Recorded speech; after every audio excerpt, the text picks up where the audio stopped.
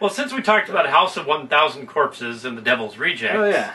let's do House of 1,000 Corpses and the Devil's Rejects. Okay, sure. Okay, so here's the shtick. Rob Zombie. Rob Zombie's heart is very much in the right place.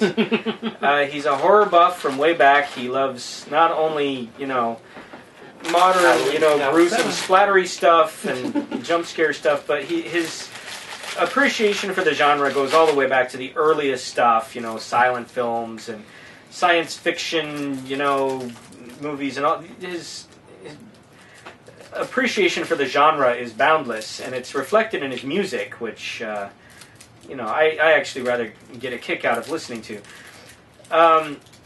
So when he made the jump to filmmaking, he'd already kind of been, peripherally, a lot of people don't know this, but he was actually one of the, it was either props or set decoration on Pee-wee's Playhouse, if I'm remembering correctly. And he had, done a lot of music for movies, where they'd used his songs and stuff, and he'd always sort of made it clear that he wanted to jump into movies. At one point, he was going to do one of the Crow sequels. After The Crow 2, I think he had submitted a treatment, really interesting concept, where the guy who becomes the Crow in this one somehow loses his memory and doesn't realize that his mission is actually to avenge his dead girlfriend or something. So without a purpose, he becomes an assassin, and he's like this immortal assassin. I mean, kind of cheesy idea, but it could have really been entertaining. And after the second movie, why the hell not? But that ended up just not happening. And then, so when they finally greenlit a movie for him, it was going to be House of 1,000 Corpses.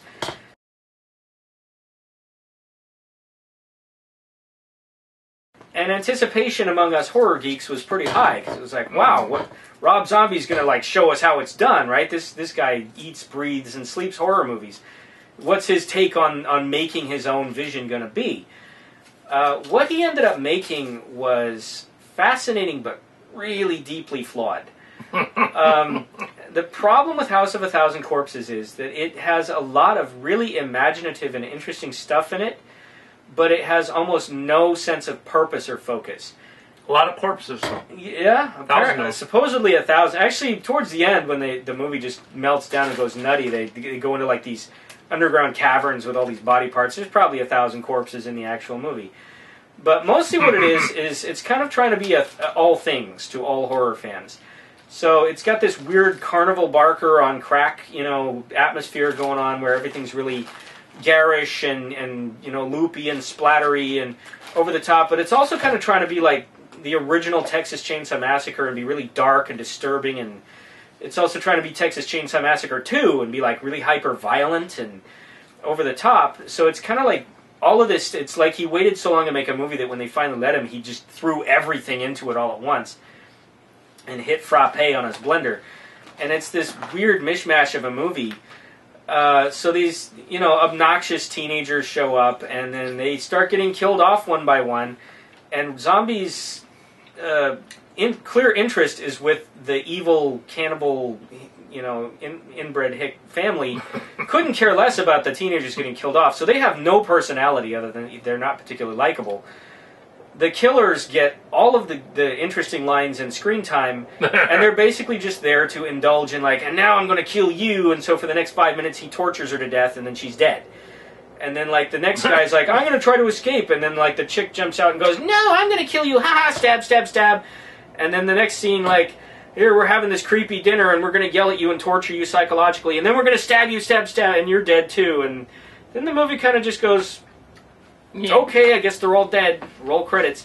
And it's none of this was particularly engaging, because none of the, not just the victims weren't very interesting, but the killers, honestly, apart from being really colorful and interesting, and vivid was the word I was going for, are not very interesting, in terms of motivation. Why are they psycho killer, hillbilly inbred?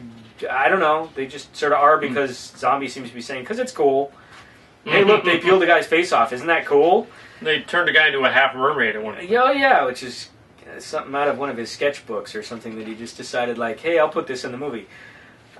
So the way I look at House of 1,000 Corpses is it's kind of a misfire in terms of being a classic in its own right, but it definitely says, all right, let me do another one, and now that I've got that out of my system, I'll do better. And the thing is, he did.